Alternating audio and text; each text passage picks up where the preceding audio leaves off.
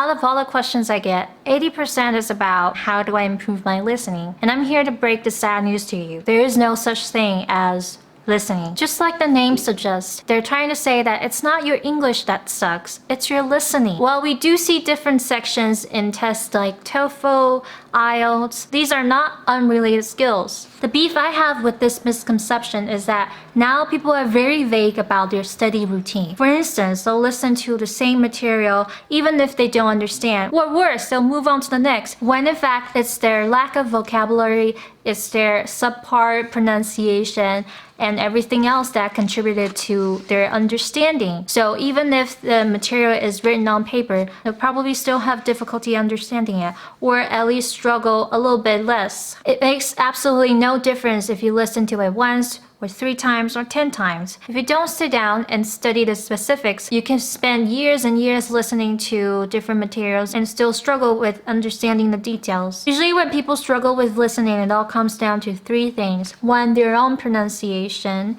2, vocabulary. And 3, grammar. Minus the pronunciation part, listening is very much like reading, except it's faster and you can't look back and check your answers. Once it's gone, it's gone. So it requires a much faster understanding, a much better understanding of the material. That's why I ask my students to read the material first and read it out loud. If the student's pronunciation has some trouble, has some, deviations, then we focus on correcting the pronunciation first. If you don't have a correct pronunciation, then you can't identify the native speakers. I mean, you could probably get away with like symbols, but in terms of connection of speech, you can't identify different words. You'll think that they're all mashed together, so you'll miss out critical details that way. A lot of people will say, oh, it's just my speaking, it's just my listening, my everything else was good, and just because they've got a decent score at school, it doesn't necessarily mean that they are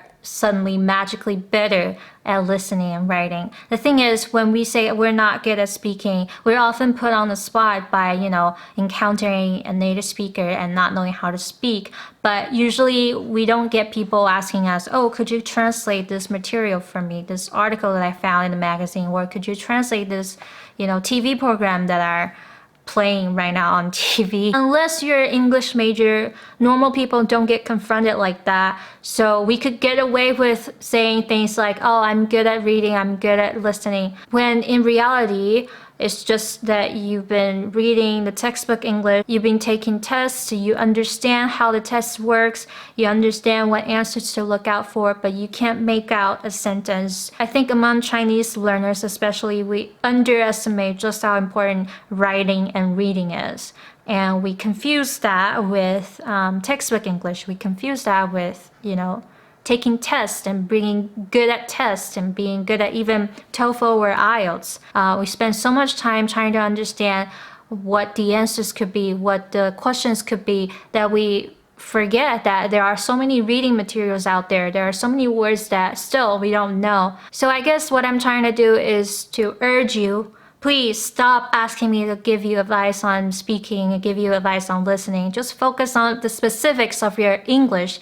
If your pronunciation is still, less than decent, then spend time on that. And you'll find out that once you stop focusing on, speaking or listening, then all of your skills will become better simultaneously. And make no mistake, the people that you think are good at speaking, are good at listening, they're not just good at speaking. It's only the tip of the iceberg. I can't speak for everyone, but if you think that I'm good at speaking, try my writing skills, try my reading skills. I've read way much more than I can speak. Yeah, I hope this video can wake some people up. Stop thinking that these skills are separate. Stop thinking that these skills are unrelated. Stop thinking that you only lack in one skill, when, to be honest, it's probably all of them. When you're listening to a material, see if you can read the material first.